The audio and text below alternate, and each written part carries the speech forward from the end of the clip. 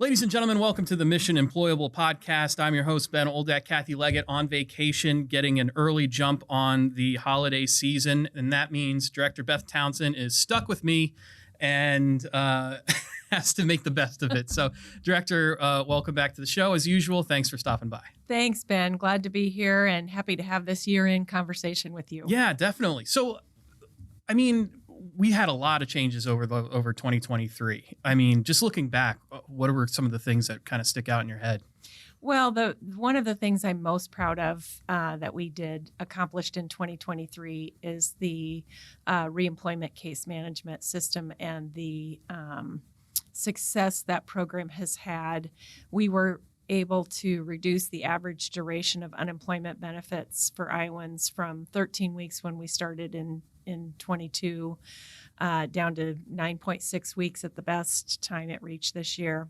What that means is that we are able to help Iowans find jobs faster, which the whole purpose of the program was to get people better connected to their next job. And by job, I don't mean just any job. I mean a good job and a way to advance their career. So I'm really proud that we continued that successful work and actually improved upon it from 2022. Yeah, and also IVRS now coming under our umbrella is a big deal. That is a very big deal. We were a little late getting the alignment ball moving, but we hired Dr. James Williams, who came to us from Texas and started at the beginning of October, and he's just been a breath of fresh air. He's a ball of fire. He is, yeah. And he has done so much to help improve the culture and really explain and help the IVRS staff with the transition in a really positive way. He works so well with everyone at IWD. It's just been incredibly positive, and we are going to realize all the benefits that we predicted at the beginning of this alignment phase. Yeah, we loved having him on the show. He was a wonderful guest, and we're looking forward to catching up with him in 2024 to see what's on the horizon with him.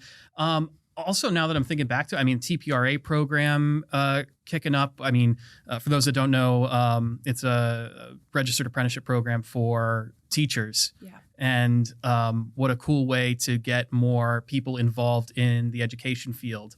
And we've had several programs get stood up and had a lot of great success with that as well. Well, the legislature passed the State Apprenticeship Agency bill this last session, which means that Iowa is moving to becoming a state apprenticeship agency, which means we will oversee and make decisions related to how registered apprenticeships will be operated in the state of Iowa.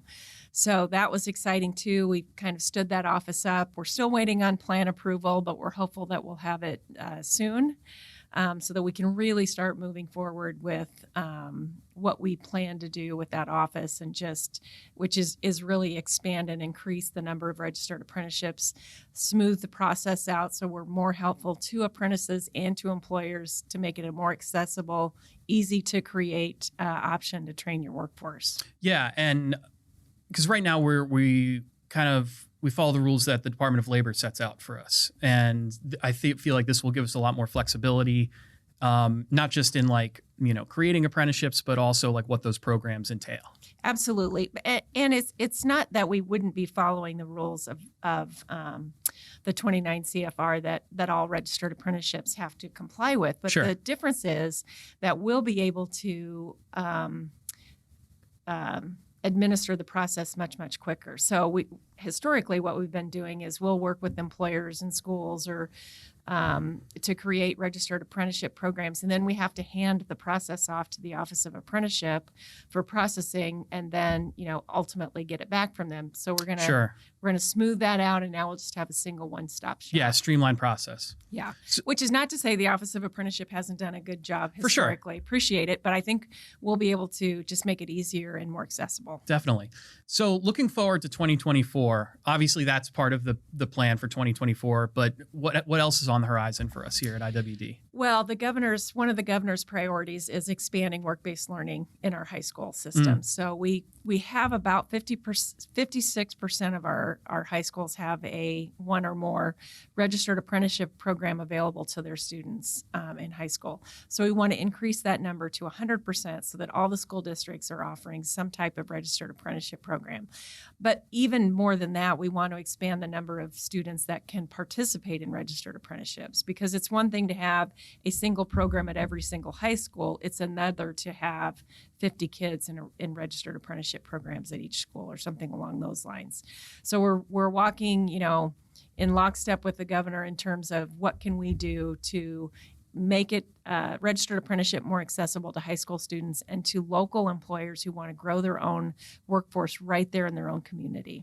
And now is it just a focus on apprenticeship or some of the other work-based learning programs as well? Because work-based learning encompasses a lot of different things. Well, we've been focused on registered apprenticeship, but we're expanding that to qualified pre-apprenticeship programs and internship programs, because as a product of realignment, all of the internship programs have essentially come to IWD. So we're trying to figure out how can we help schools and businesses that want to use that model to get that implemented as well. So yes, to your point, there's more than registered apprenticeships, but they all require significant contact and working directly with an employer. Mm-hmm. It's moving away from this idea that career development is the kind of work-based learning we're interested in expanding, because that's already going on. Career development, we probably need to do it earlier in our students' education path, but we really want to draw a distinction between going to work for an employer and learning,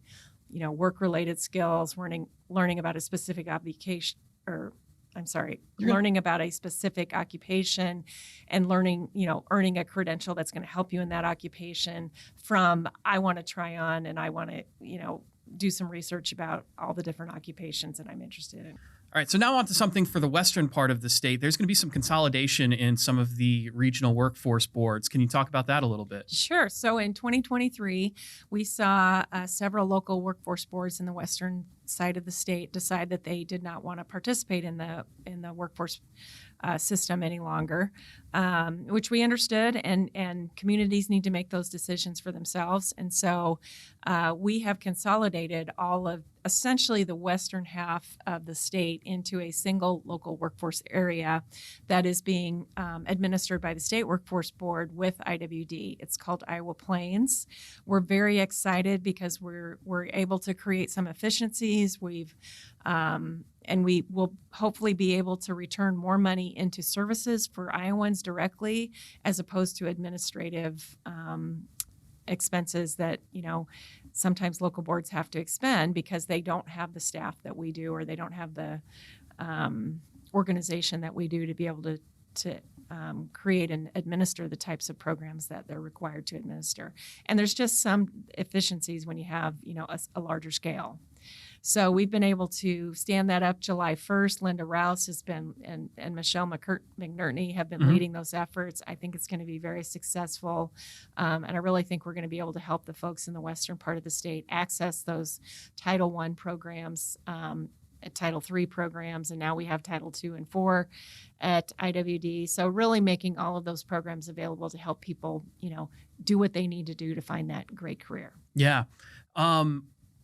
And then in 2024, how's the business engagement team going to be operating? Is there going to be any expansion with that, or are you guys kind of steady as it goes? How's that all going? Well, I should say that I'm very proud of what the business engagement team has been able to accomplish in the short time that they've been stood up. They had a goal of going to at least 5,000 different employers across the state in 2023. They knocked that out of the park. They've been to almost 5,400 employers. 2,200 of those are brand new contacts for IWD. So I would expect we're going to do a little more focused meetings in terms of being able to return to those folks who needed the help, continuing to meet new employers and creating those relationships that employers can turn to when they need help in recruiting their workforce. They will continue to go out and be part of the business communities in their local areas, meet with employers. It's kind of an ongoing process to be able to make sure that employers in any particular area know where their one-stop shop for business engagement is at IWD and who that person is. The other part that I'm really excited about is we've just hired Michelle Kraft, who formerly worked in the VR side of the house, to be the business engagement disability coordinator. So we're putting some resources into that. So we're going to be able to really target employers in a meaningful basis with resources and staff to support them to expand their hiring of Iowans with disabilities. And so that's not ever really been done in Iowa. And so it's going to be a great addition to the business engagement team. And she's just absolutely fabulous. Brian Dennis was doing that before, and he did a tremendous job as well. But he has been promoted and is the business engagement what's his title? He's basically the deputy for Kathy Anderson, who's the division administrator. So helping, operate the system and making sure personnel have the right resources. And so we really have a good team in the business engagement division. Yeah. How important is it, do you think, to be proactive with that kind of thing instead of just being like, hey, we're here for you guys to call us when you need us, versus going out and being proactive? Well, I think it's important, but I think you have to educate employers that it's a resource that's available. And that's part of, if you're just sitting back waiting for people to call you and employers are not aware that you are a resource, the phone is never going to ring. They're not going to get the help they need, and we're not going to know that they need help. So really, we need to be intentional and proactive in terms of establishing those relationships. They may not need our help right away, but there may come a day and time when they do need our help, and we want them to know that they can turn to us, and we're going to be there to help them, recruit or train or find programs that are going to be available to help them build their workforce. Yeah.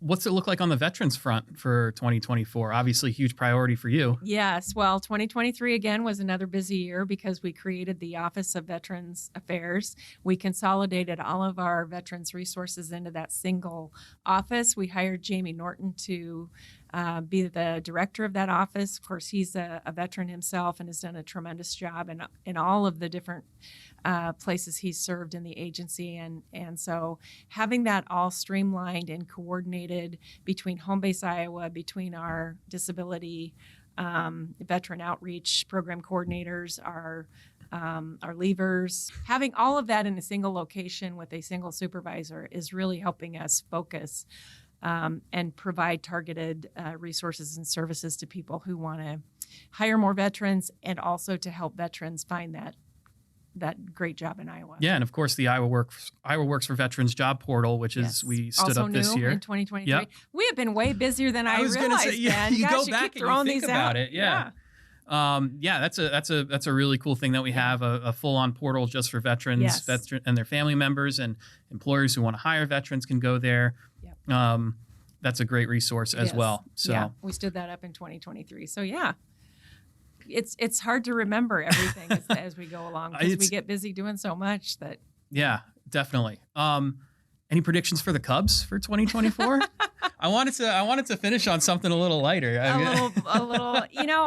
I've always liked Greg Counsell when he was at the Brewers. I thought he was a really great manager. I loved watching him play when he played for the Diamondbacks.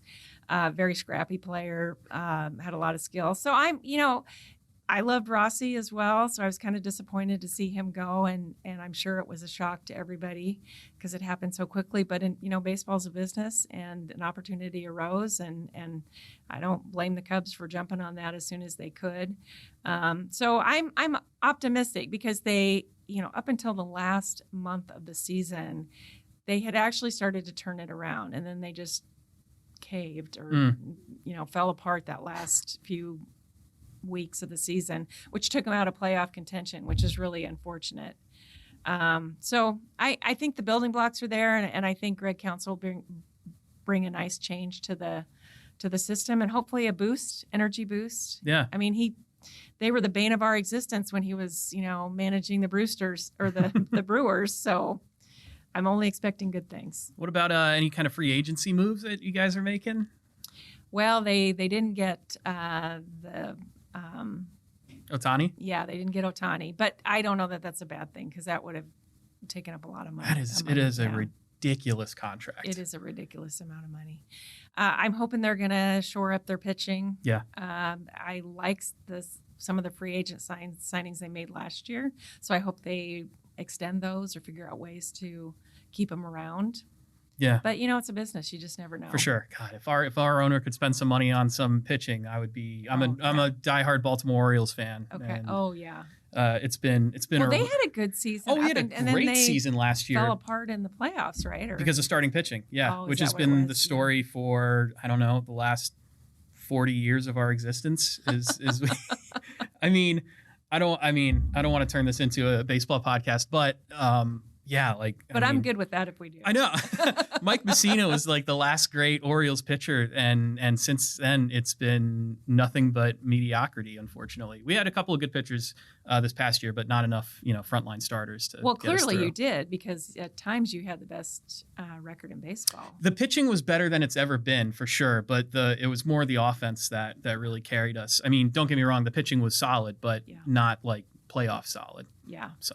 Well, I mean, you just look at the teams that win the World Series year after year. They've just got great pitching. The Cubs have I'm not sure that they've ever had a great closer, or it's been decades since they've had a really consistent closer that they knew was going to be a lockdown every, Chapman, right? Right. Well, they had that. He was there during the series. Yeah. It was only for like one year. Yeah. Not even a full year, I don't think. And, and Mariano Rivera does not come around, once in a generation. For sure. We need to find somebody that's reliable and consistent, that we can be assured if we hand off the game to you in the 9th inning and we're leading by 1 run, we're going to finish that game. Yeah. You're going to be able to shut them down. So definitely. Well, I hope there was some sort of workforce angle in there somewhere. Maybe you need to hire a closer, or for your business, you find someone that can come in and pinch it. We'll figure out maybe to do an alternate world where we can do a baseball podcast and try to loop it all back into workforce. Well, opening day, or when pitchers and catchers report, either one works for me. Great day. Yeah. So, Director, thank you so much for swinging by the podcast. Yeah. We love talking to you as always, and looking forward to seeing what we put together in 2024. Very good. Thanks, Ben. I appreciate it. You got it.